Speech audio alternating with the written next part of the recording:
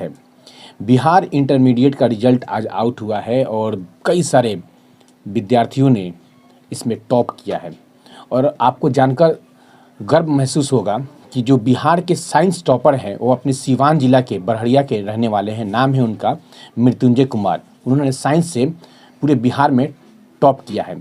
हमारे साथ जिस लड़के को, जिस बच्चे को आप देख रहे हैं, इन्होंने भी इनका रिजल्ट जो है आज ही आया है और ये पूरे हसनपुरा प्रखंड में, अभी तक जानकारी के अनुसार पूरे हसनपुरा प्रखंड में इनका साइंस में सबसे सर्वाधिक जो है नंबर है। 447 नंबर लाकर इन्होंने हसनपुरा प्रखंड का नाम रोशन किया है। साथ ही साथ इन्होंने अपने परिवार वालों का भी नाम रोशन किया है। अगर आप इनके घर की स्थिति को देखिएगा, अगर इनके घर को देखिएगा आप, तो बहुत ही गरीबी रेखा से भी नीचे ये लोग बिलोंग करते हैं। इनके पापा जो है धोबी है, कपड़ा जो है आयरन करते हैं, कपड़ा धोते हैं और उन्हीं से इनका जीविका चलता है। अगर कोई गरीब का लड़का जब गरीबी के बंधन को तोड़कर इस तरह का रिजल्ट लाता है तो समझ सकते हैं एक बहुत बड़ा अचीवमेंट होता है, एक बहुत बड़ा लक्ष्य हासिल होता है। सबके लिए एक सबक होता है कि गरीब का लड़का भी जो है किसी भी परीक्षा को पास करके सबका नाम रोशन कर सकता है। जुड़ते हैं इस बच्चे से, इस लड़के से, और बातचीत करते हैं और इनके भविष्य को लेकर, इनके लक्ष्य को लेकर इनसे बातचीत करते हैं। सबसे पहले हसनपुरा प्रखंड में आप टॉप किए हैं। सबसे पहले हमारी पूरी मीडिया टीम की तरफ से आपको ढेर सारी बधाई। Thank you so much. सबसे पहले पहला सवाल आपसे ये रहेगा कि आपने जो आज लक्ष्य हासिल किया है, जो ये मुकाम हासिल किया है, इसका श्रेय आप किसको देना चाहते हैं?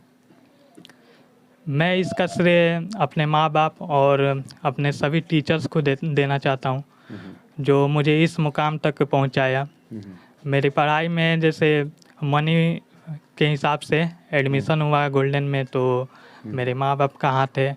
और यहाँ तक टॉप करने में जितने लेक्चर नोट्स, जितने भी मैं यहाँ तक पहुँचा आज, वो सब में टीचर का हाथ है।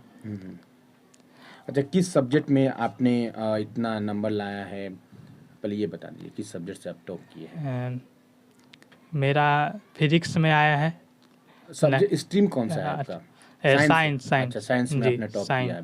किस कोई कोचिंग कहीं से ले रहे थे या आप सिर्फ स्टडी कर रहे थे? नहीं, कोचिंग था, गोल्डन कोचिंग सेंटर था। वहाँ के मतलब प्रोफेसर है टीटू सर, जिनका हामिद अनवर नाम है। अच्छा, आप जब प्रिपरेशन कर रहे थे इंटरमीडिएट का जी, तो किस तरह का आप प्रिपरेशन कर रहे थे? क्योंकि बहुत सारे बच्चे हैं, जो लड़के हैं जो अभी आपको देखने वाले हैं, आपको देख रहे हैं, तो बहुत सारे लड़के ऐसा कहते हैं कि कोचिंग बेस्ट होता है क्योंकि बिना कोचिंग के पढ़ाई नहीं हो सकती है। लेकिन कुछ ऐसे भी बच्चे हैं जो सेल्फ स्टडी को महत्व देते हैं। तो आप इन दोनों में किसको महत्व दे रहे थे, कोचिंग को या सेल्फ स्टडी को? देखिए, कोचिंग में एक अच्छा गाइडर मिलेगा, जैसे टीचर्स, वो आपको गाइड करेंगे कैसे पढ़ा जाता है।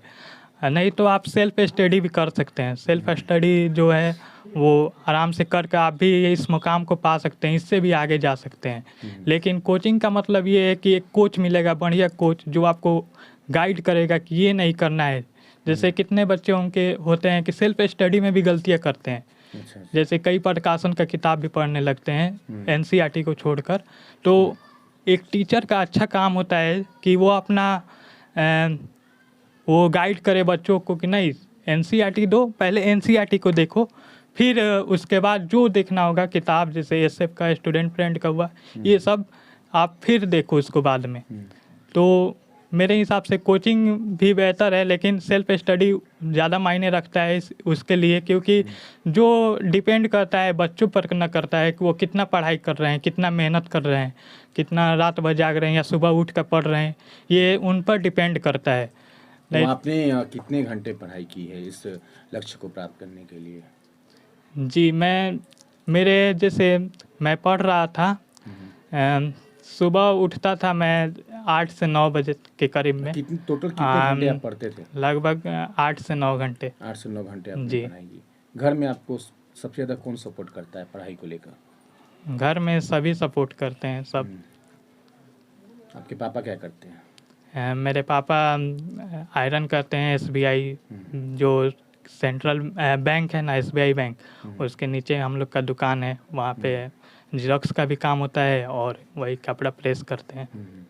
अच्छा जावेद, आपसे जानना चाहेंगे कि बहुत सारे ऐसे माँ बाप हैं जो गरीबी से जूझते हुए भी पढ़ाना चाहते हैं बच्चों को, लेकिन कभी कभी गरीबी जो है सामने आ जाती है बच्चों के और वो पढ़ नहीं पाते हैं।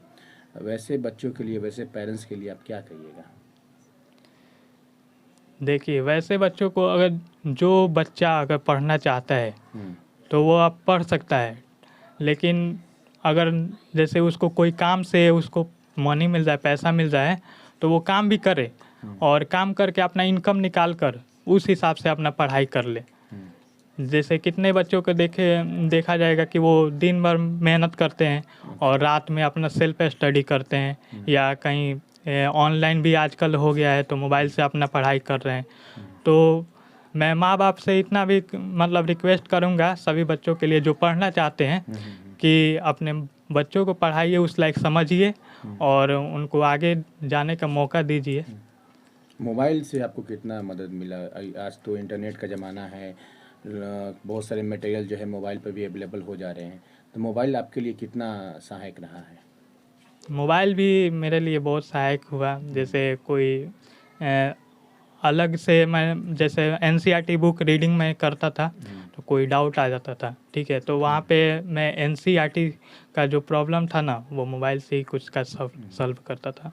अच्छा, मोबाइल आप कैसे यूज़ करते थे? बहुत सारे सोशल साइट्स हैं, इंस्टाग्राम है, फेसबुक है, बच्चे पढ़ते पढ़ते हैं लेकिन उनका मन जो है डाइवर्ट हो जाता है। इंस्टाग्राम पे बहुत सारे रील्स हैं, फेसबुक भी देखने लगते हैं, तो उनका मन भी डाइवर्ट हो जाता है पढ़ाई से। जी, तो आप इसको कैसे मैनेज करते थे? देखिए मेरे मोबाइल में इंस्टाग्राम, फेसबुक, व्हाट्सअप ये सब नहीं है अच्छा। और मैं इसको यूज़ नहीं करता हूँ, बस यूट्यूब देखता हूँ। कभी काम करने पढ़ने पर जैसे व्हाट्सअप देख लेता हूँ, जैसे कोई मैसेज हो स्कूल का, कोचिंग का, अच्छा, तो वही देखता हूँ बस। अंतिम में उन सारे बच्चों को आप क्या कहिएगा जो आपको देखेंगे, आपसे प्रेरणा लेंगे, आपसे सीखेंगे? उन सारे बच्चों के लिए आप क्या कहिएगा? मैं उन बच्चों को बोलना चाहूँगा कि आप लोग और कुछ मत पढ़िए, अपने टीचर की बात मानिए। वो एक अच्छा गाइडर हैं, आपको कभी भी गलत रास्ते पर नहीं लाएंगे। एक अच्छा टीचर मतलब वो गाइड हमेशा करेगा आपको। और अपने माँ बाप की इज्जत करें, उनका नाम रोशन करें। और पढ़ाई में जैसे आपको एनसीईआरटी किताब पढ़ना है, क्योंकि मेरे टीचर हमेशा समझाते थे कि अगर पढ़ना है तो सिर्फ एनसीईआरटी किताब पढ़ो, उसके अलावा कुछ मत पढ़ो। मैं भी वही किया, एनसीईआरटी पढ़ा और उसके बाद अगर एनसीईआरटी आपका समाप्त हो जाता है तब आप जाके दूसरा प्रकाशन, किसी भी प्रकाशन का हो, आप देख सकते हैं, लेकिन फर्स्ट आपका आता है कि एनसीईआरटी आप पढ़िए।